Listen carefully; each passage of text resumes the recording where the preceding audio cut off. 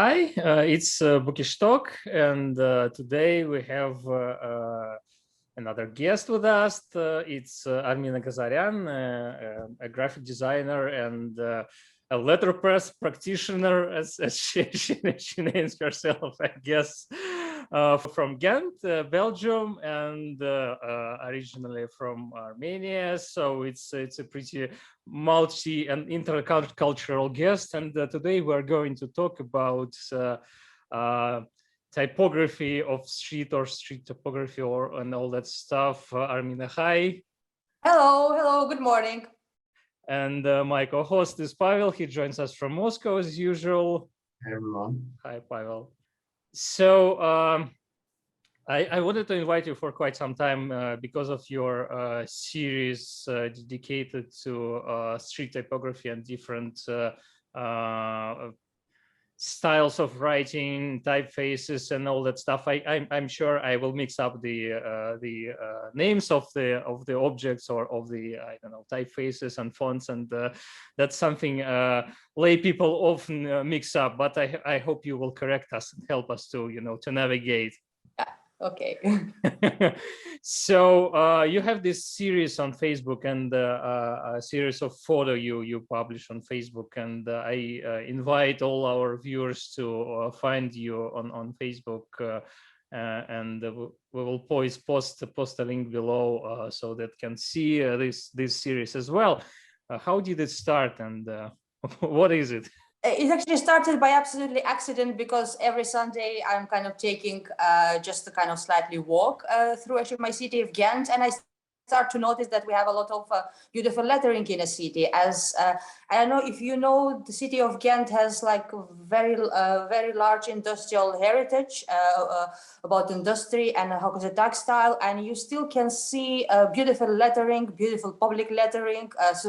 Sometimes in both actually languages, Dutch and French, spread through actually the city. So I thought, I'm going to just take a picture of it just to kind of document, because some of the signs, unfortunately, they're vanished, or the building has been rebuilt. So for me, it's kind of documenting the heritage of the city, and also it's a beautiful type, and I have a soft spot for typography. So I thought, so I'm going to combine both. It's a kind of little short Sunday stroll through the city I love, and actually documenting whatever we have in store. And also the neighborhood where I live in is very beautiful. It has been built by a very famous Belgium architect, Gustav Semé, and on each building he built, he actually put little sayings, little quotes in a certain style of typography. It's quite actually decorative, but whole actually neighborhood is decorated with a typography out of his hand. And I'm kind of lucky enough to live in one of his buildings, which is kind of industrial building as well. It has been metal workshop, so this is where I live at the moment. So it's kind of pretty much by accident, but I'm doing that a whole year, just try to document beautiful lettering. I'm sure a lot of designers are doing the same in other cities. Yeah, and that's something I noticed, for example, while we lived in Leiden in the Netherlands. I also noticed lots of old advertisements and I don't know, titles of businesses long gone and all that stuff, and I'm happy to see at least some of them preserved, because they are often beautiful on their own. And there is also a reaction from people who live in cities where this kind of heritage is preserved. For example, in Leiden itself, I think it's reaction to that heritage that we see in those poems written all over buildings in the center of Leiden. I remember seeing one by a Russian poet, yeah, and then in Russian, and then there was a poem by an Aboriginal poet shaped like a tornado, and all of that. And I have really warm memories about those places, because you could see Russian tourists standing at night in front of a poem by Tsvetaeva and shouting it at the top of their lungs. That was really nice. Yeah. Yeah. So that's an interesting heritage that was created due to these old signs and advertisements. So yeah, let's talk about it. And should I switch on the photos right away? Right. Yeah. Let's try. This is such a beautiful lettering of very small pub. I'm not sure that this kind of lettering is still there or not, but I thought it's kind of beautiful to actually document the hand actually painted signs, because it's a skill which is almost gone. So we have bars and cafes, and of course beer actually bars, because Belgium is really really famous for its beer. So we can go to actually next slide. Okay. Yeah, of course you see it's also Birashi house, which is also fully painted by hand, and it's still there. It's after so many years, it's still there, and it's a very beautiful lettering. And this is kind of the face of our city, I would say. And how old is it? What kind of age are we talking about? From actually 50s, actually 60s. This is also a sign of one of the few actually signs which is still in French, because the majority of the signs that we have here in Flanders are in Dutch, and here we have still actually signs on both actually languages. And this is actually this is kind of industrial heritage that we have here. And here is former building of textile, where the textile has been painted, has been dyed, and the sign is still there. So it's one of the few French-speaking signs in our city. Whoa. Yeah, this is very beautiful kind of Art Deco. Art Deco lettering is from kind of 20s, 30s. It's not in the middle of the city, and I found it absolutely by accident, because I took a Sunday stroll through one of the neighborhood, and I got lost. And when I got lost, I kind of discovered this sign by accident, and I was quite actually amazed by the kind of letter shapes. They're quite pretty.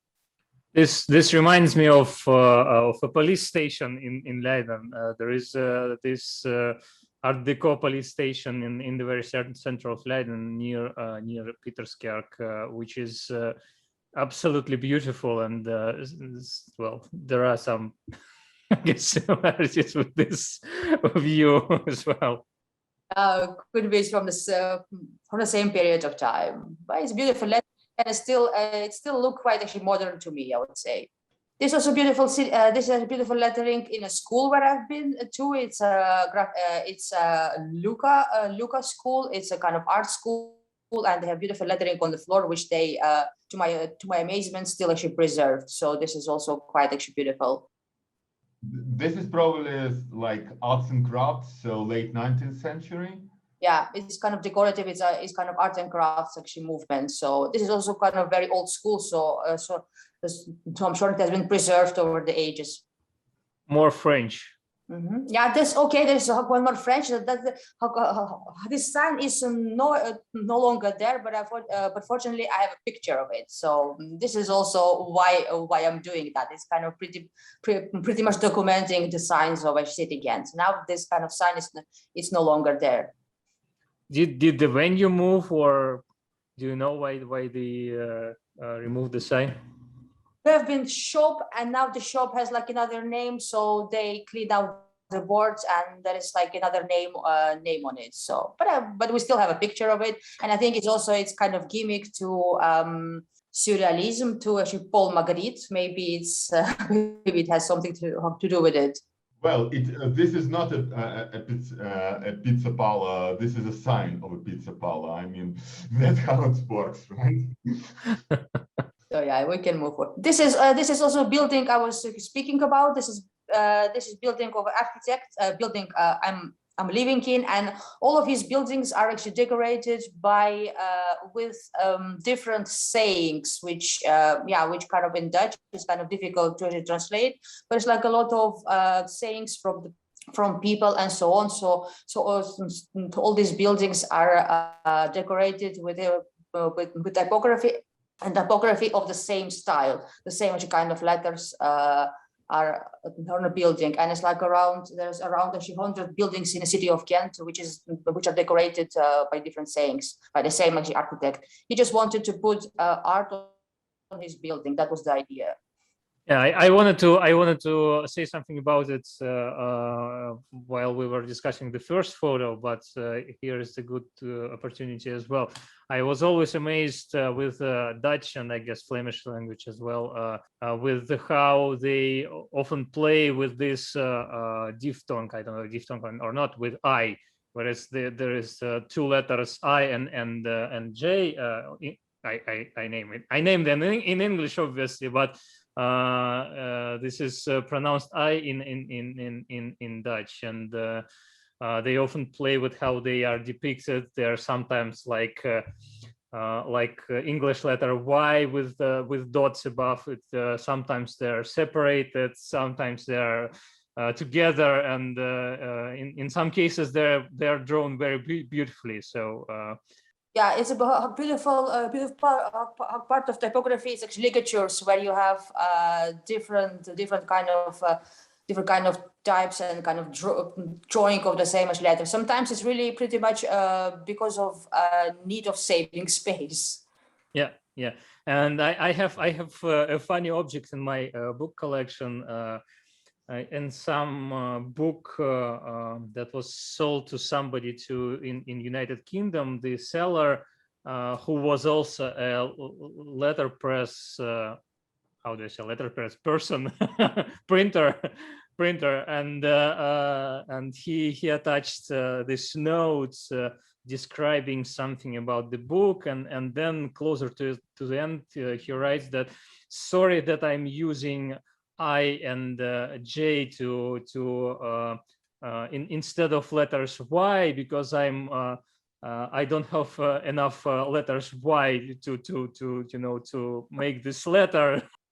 The common problem that I'm facing with it a lot, that you don't have enough A's and B's, and you have to like print your work in a kind of several print runs because you just don't have enough actually characters in your typecase. This is really common problem, but this is also what makes you, I think, more creative, because when you have to work with a less actually material, you become more you become more creative, because you just don't have enough actually materials, and you just have to make actually something with it. You have to find kind of solution, and as we know, like for example, Nicholas Werkman, the work that he has been producing with so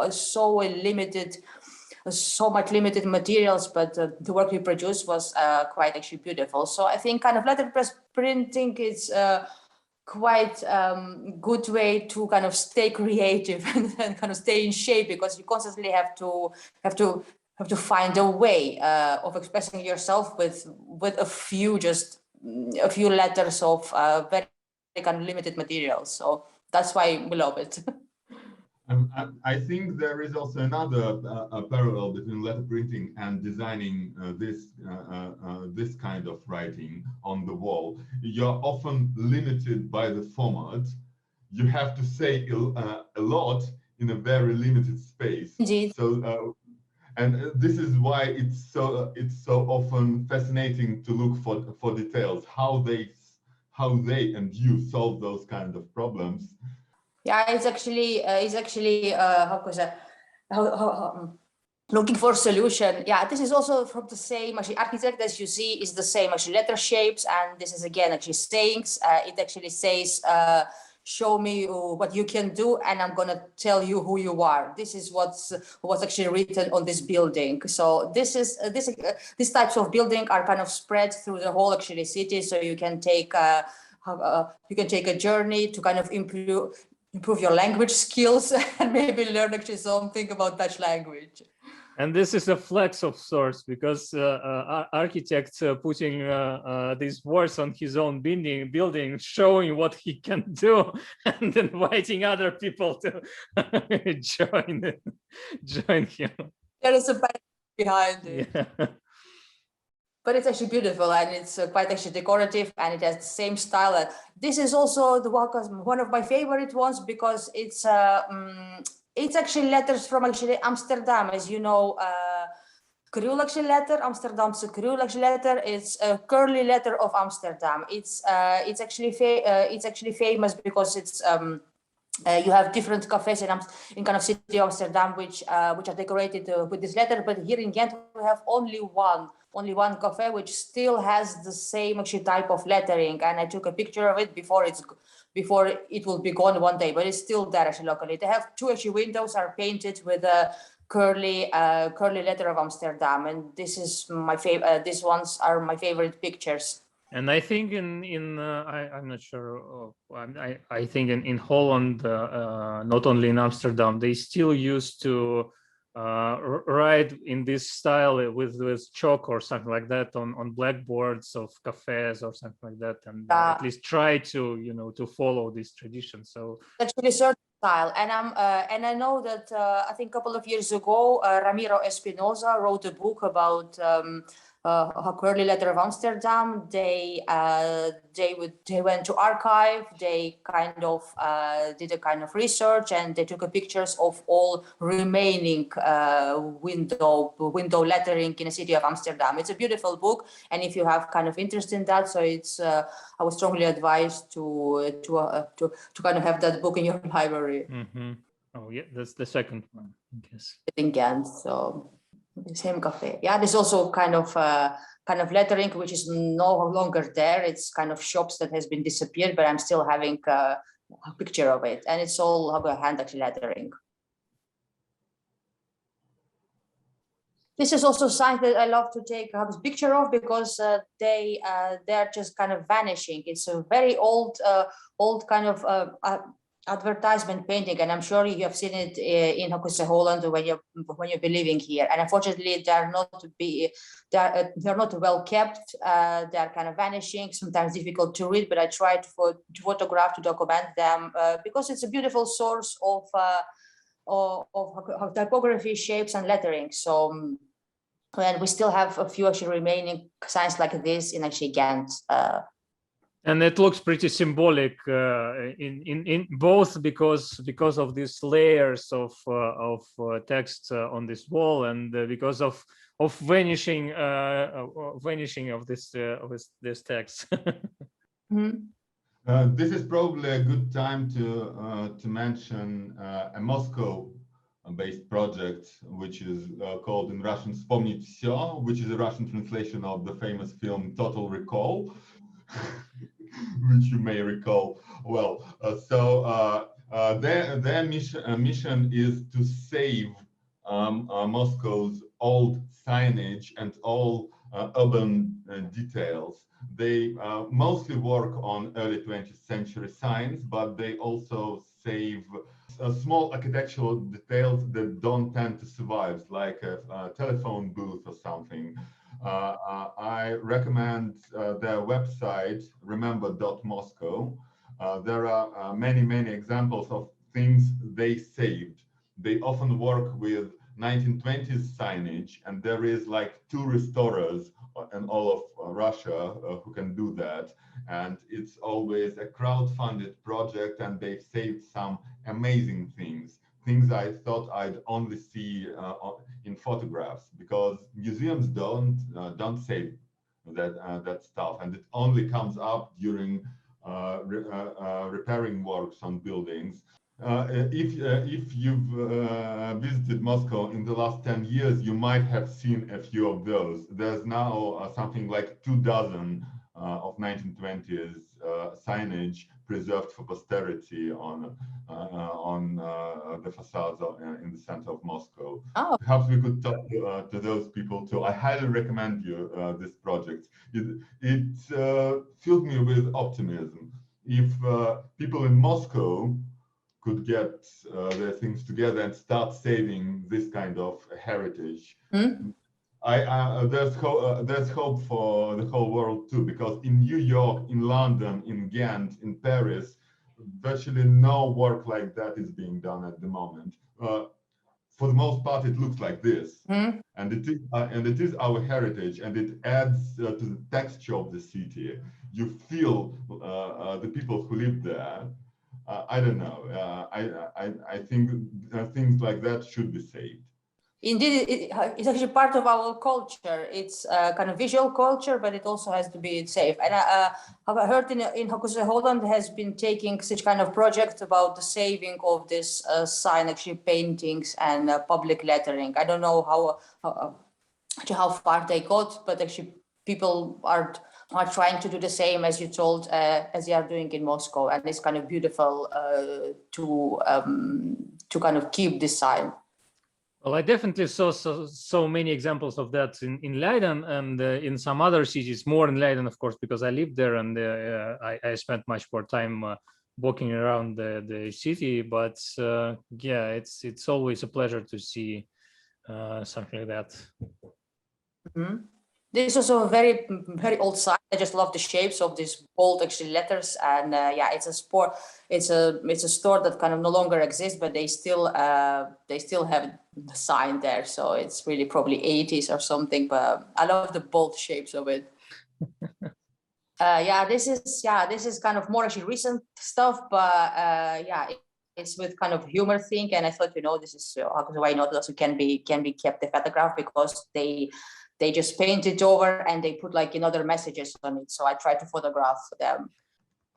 Yeah, this is actually a very iconic cafe bar, actually pub, which is no longer exists. It's called actually Pink Flamingo, because inside it was kind of interior of 60s, 70s, very, very kitsch, very weird. But you just came in and you just kind of felt at home, and everybody went there, and it was kind of lovely atmosphere and music, and you could play chess with the bartender while drinking a beer. It was like very laid back, but unfortunately it doesn't exist anymore, but I still have the picture of it.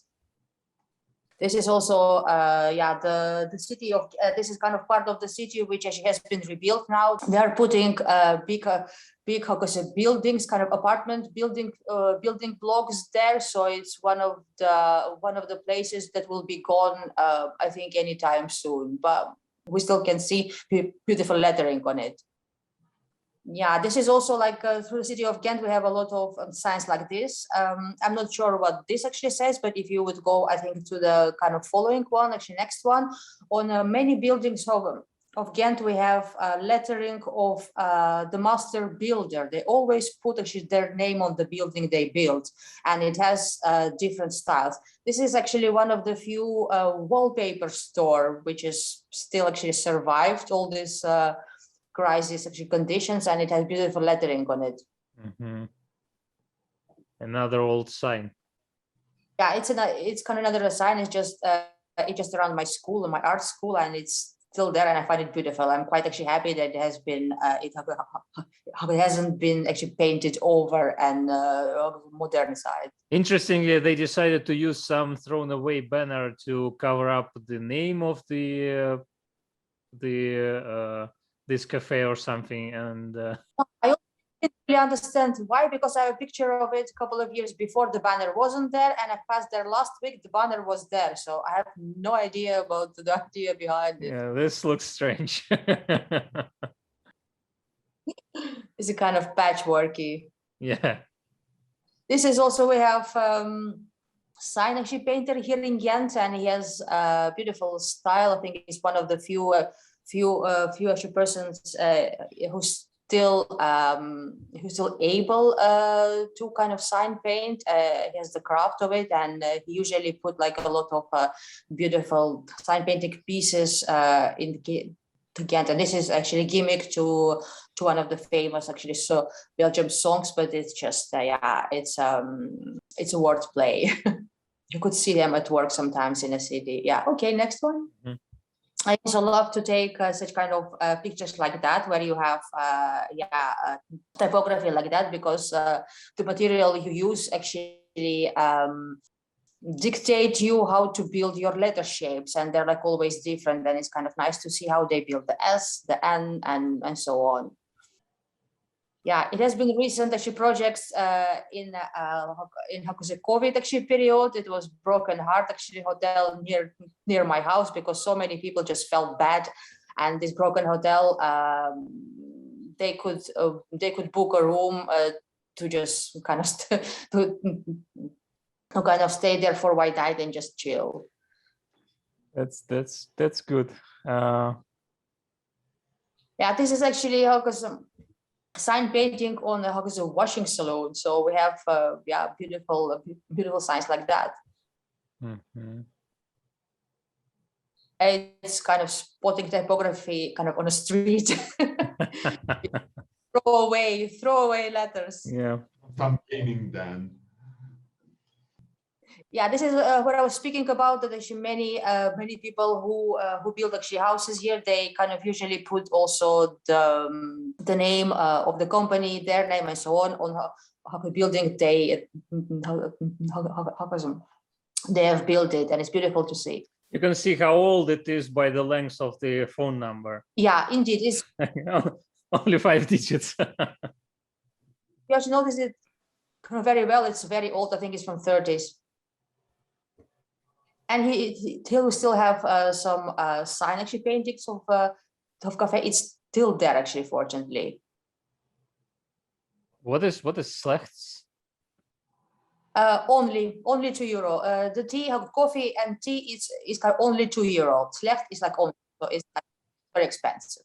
Yeah, because it reminded me of I don't know, slecht, because it's I think it's no, it's not bad. yeah, and I was like, bad tea for €2. Okay. Quite actually drinkable, so you don't worry about that. This is also the size of the buildings that I was speaking about that early on. So this is really spread like all over the city, and you can and it's usually below. It's you don't really see it, but if you know where it is, you can go through a city and have a kind of collection of all these things. And as you see here, is also beautiful letter shapes, and they seem quite actually modern to me, even though they've been made many years ago. Yeah. This is DIY. So, but actually, why not? Because they created beautiful letter shapes. Yeah. That does remind me of our logo, the one that is on your T-shirt, the previous one. Yeah. That isn't that. Yeah. There are some similarities there. Yeah. They're handmade with love. This is also a very old sign of the at the train actually stations, and I like the pattern of it and the letters of it. I think it's from kind of 70s 70s typography. Yeah. That's something we discussed with my French language teacher, that in Russian language there are lots and lots of French words, and sometimes we don't even realize it. And well, I knew about. No, I didn't really think about trottoir as being a French word, and it is used in Russian language as well, and it's sidewalk in English. But even while I knew, for example, that there is this tool bookbinders use, which is called trottoir, and well, it sounds really similar, and I knew that it's a French word. It didn't make me to to make the parallel and to make the connection that trottoir is also maybe at least a French word. And there are many other words that I find these days that came to Russian language from French, and it's an interesting process. There are many Dutch words in Russian language as well, and not many people know about it. Indeed, I was about that because it came from time from Peter the Great, and it can be so like like words like stool and so on and so on. We all actually know that, but we don't really. I didn't even think about it before actually coming here, and here I started to kind of realize when I was busy learning actually Dutch language, I started to realize, this is actually a familiar word. So where they came from? Yeah, exactly. My favorite is broekje. Because broeken, I think broeken in Dutch, and in Russian it's broekje, and it's pants in English. So yeah. I have another great example, which is also interesting in grammatical ways. The word for umbrella, Russian word zont, comes from Russian word zontik, which is a small umbrella, which in turn comes from the Dutch Sonntag. I mean, this is a strange bit where they reinterpreted a part of the word as a Russian suffix and discarded it. Yeah. It's the same with fляжка and flaga, which is flask. This is also lettering from a bar, from kind of kombucha bar, and I just love actually shape of it. Of course, it's more of a modern lettering, but yeah, I just follow the letter forms. This needs some time to read it.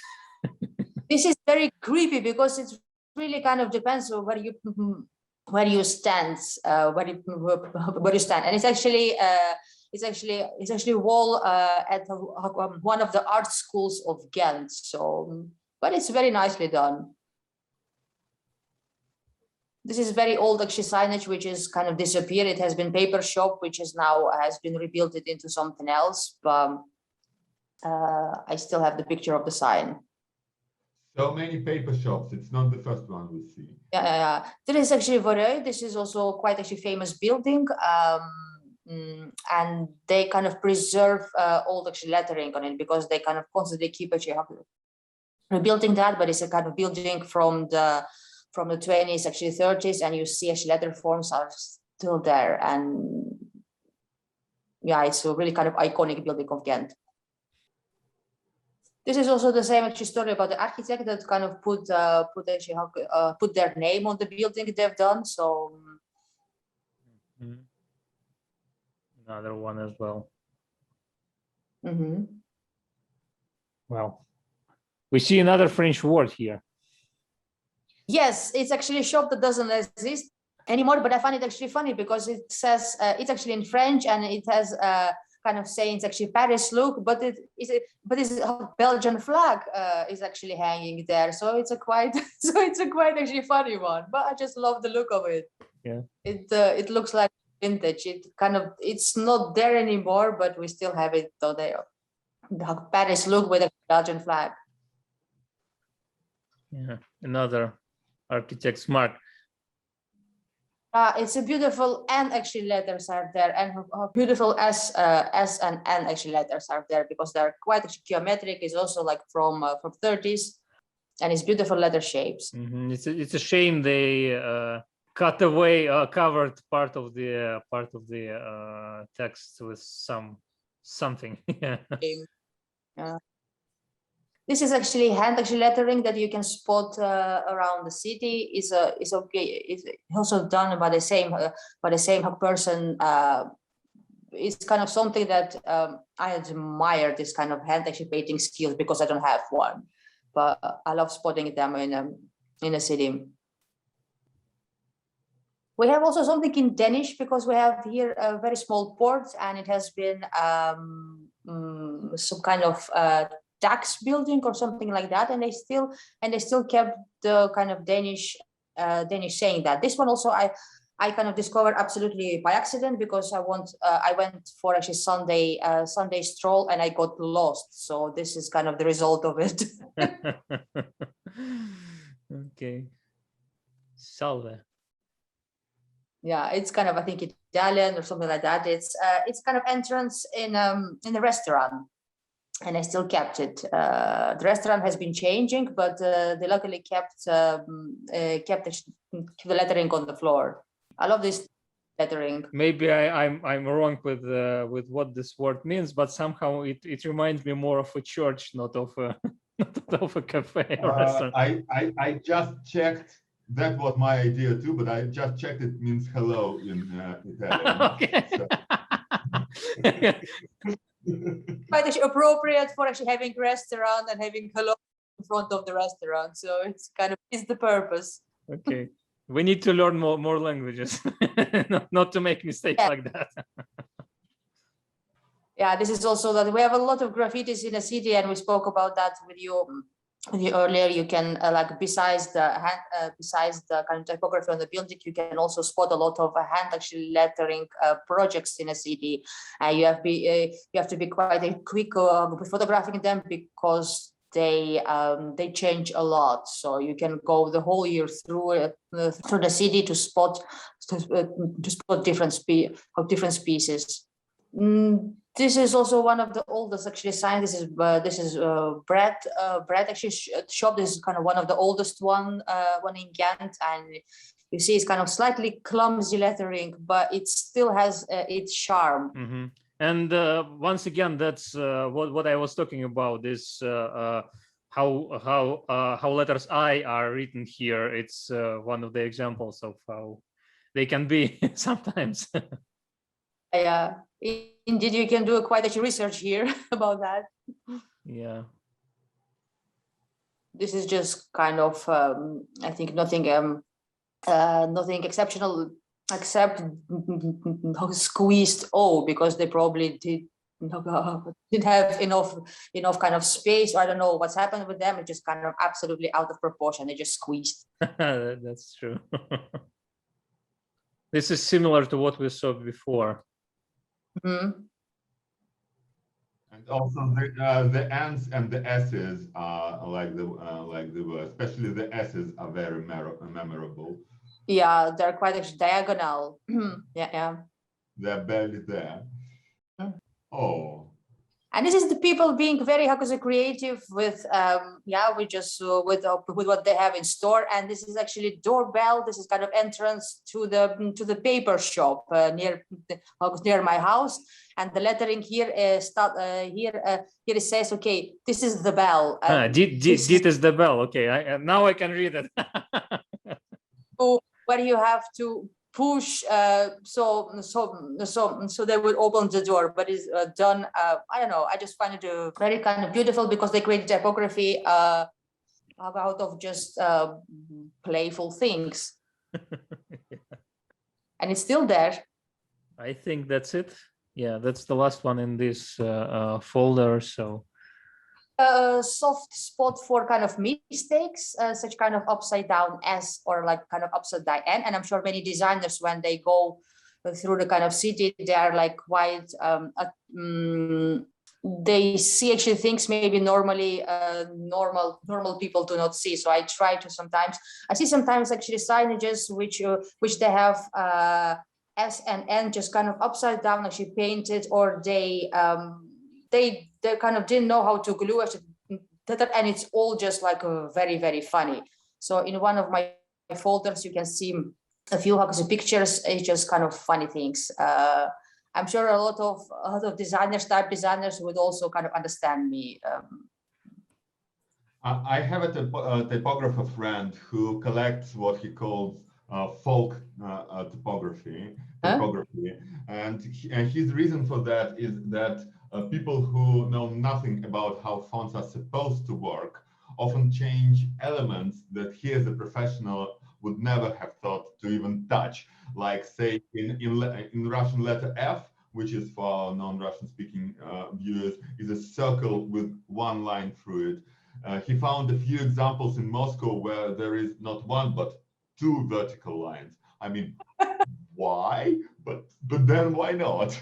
The problem, yeah, as you also see, like on those pictures, it was kind of temporary sign in the city of Ghent, search and destroy, but you see the S, it's actually upside down. Nobody noticed that. It has been standing that for a month, and nobody even thought to kind of fix it, because nobody sees it. But I'm sure many designers would have seen that.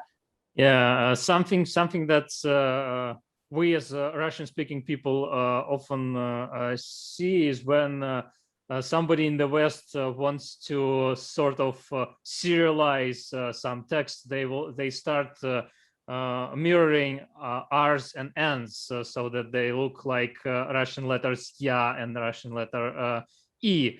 And this often, well, once again, for a Russian-speaking person, it looks just absolutely awful. I guess it's similar with when people use Greek sigma instead of letter E in English language, and yeah. Indeed. So okay, next one. Yeah. this is also, you see, there's just they put only one letter on their window, and it was also wrong. So this is absolutely failure. Maybe it's a statement. Yeah. This is also upside down as it's kind of sign. It's actually hanging there for years. Nobody noticed that, and just kind of spacing is awful. Upside down S, and just yeah, but it's there. It's kind of doing what it does do. Yeah. It just destroys the kerning like completely. And two, you have two actually S's, and they're both actually upside down. Well, at least it's consistent. Kind of pattern in it. Yeah. And this is also, I find it very funny because it's word actually splendid, and the N is upside down. Okay. Splendid. Wow. It's kind of, I don't know what they have been doing with this P or Q, but they put it like in stone. It's a stone carved actually piece, but one of the letter is just not in a mirror. So I'm not sure what they've been trying to do. Yeah. It reminds me how early printers, when they didn't have enough of one of the letters in their case, would just turn another letter around. You know, like a P for Q probably wouldn't work, but B for P does work. But when you look at it, you can see that it was never meant to be a P. Yeah, it's kind of in in English. You also have saying mind your P's and Q's, and it also, I think, come from kind of typesetting, because when you have your metal letters in your job case, you don't kind of immediately see which is P and which is Q. So, and this is also saying, I think, coming actually from that typesetting area, mind your P's and Q's. This also reminds me of a professor we had, a professor of mathematics. He always gave fives. Well, he was known to never grade below the highest score. And there was only one example when a student came and wrote the sign of integral in reverse. Okay. So the third folder, just a moment. Third folder, it's about huge actually numbers of city again, because I love everything big, and I kind of discovered that the people of city again, they love put huge actually house action numbers on their buildings, and they're very beautifully done. I'm not here is like two O's that they put that they built the 8 from, but it's when you will see it in real life, it's quite actually huge, and they have a very beautiful shape. Some of them are painted, as you would see on the following pictures, like this one. It's actually a beautiful solution because they didn't have enough kind of space to put a number or paint in it, and they put it on the windows of the garage. And it's a kind of typography by just people, not really designers, but it's a beautiful solution to the problem. Mm. This house moved a lot. It's actually challenges for the postman. I have series of pictures when I take pictures of the house section numbers, when you have like 2 or 3 different house numbers in it. So and I call them nightmare for the postman, because you don't really know which actual number is it. Yeah. And this you have a lot in the city. This is also beautiful number. It's like almost 1 meter high, and this you have a lot. And this is beautiful typography by people. And it can be also like that if you don't have enough space to put a sign on, or kind of your house number. You just can glue the Lego plate to your house. Yeah. Yeah, this is also very kind of confusing numbers of the houses. Yeah, which is it? 66001 001 without 6. So it's kind of another nightmare for the postman. Yeah. And also all the zeros are different. Mm-hmm. Yeah. Indeed. Oh. This is very beautiful. Yeah. This is also a statement. Yeah. Very bold statement. Yeah. Sorry about that. No. Post number one. Yeah. This kind of typography you would see you would see a lot in the city of Ghent with different shapes. I think that was it. It's actually last one, and I think it's a quite dreamy one because it's actually flying. This reminds me of Geen reclame drukwerk. Reminds me of the solution that Dutch people found, that they have this special signs for their mailboxes. I need to bring one. Nowadays they usually just use paper stickers that are, you can order them anywhere, and there are if you walk down the streets of any Dutch city or town, you will see on the mailboxes these black stickers with the words ja or nee, so yes or no. And once I saw a group of tourists, I guess American tourists, they were walking along the streets and pointing fingers and like, yeah, nee, yeah, nee. Yeah, I guess it's very funny, but yeah, it looks something like this. And I bought this old metal cast sign just for to remind us of the Netherlands, and made a magnet out of it for our freezer. And, yeah, but this is.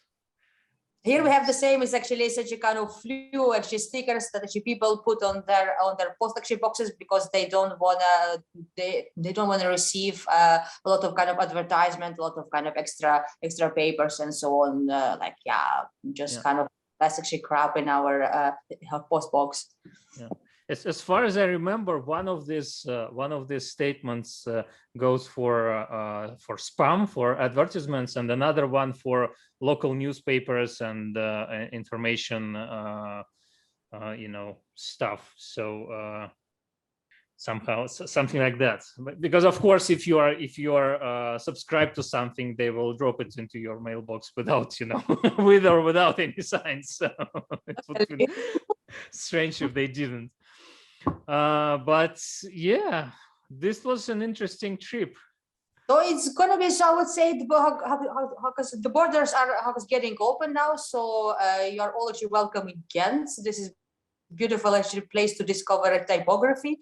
And there is also one thing, if you haven't been to the Museum of Industry, there is a beautiful printmaking department there with a lot of machinery which are in working condition, and I give a lot of workshops there for kids and adults where they can learn about typesetting, typography, printmaking, and so on and so on. So yes, Ghent is a beautiful place to visit if you haven't been here yet.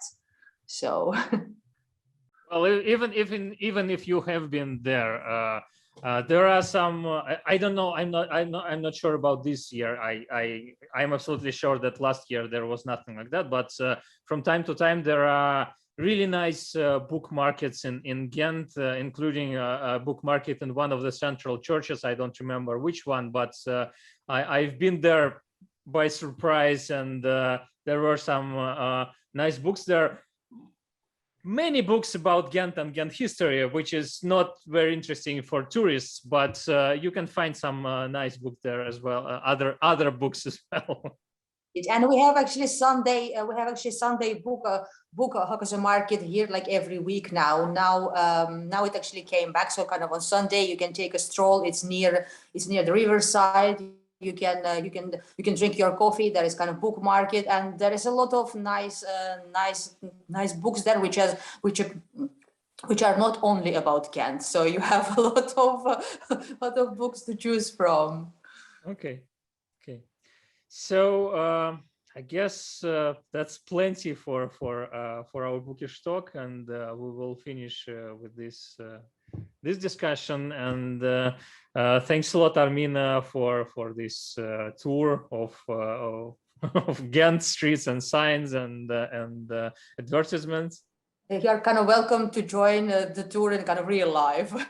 Yeah, absolutely. We invite everyone to visit Ghent and other Belgian cities because, Belgium is quite famous for its outside, pictures, graffitis, letters, and letterings, and all that stuff. So yeah, if you haven't been there yet, you should go there. Absolutely.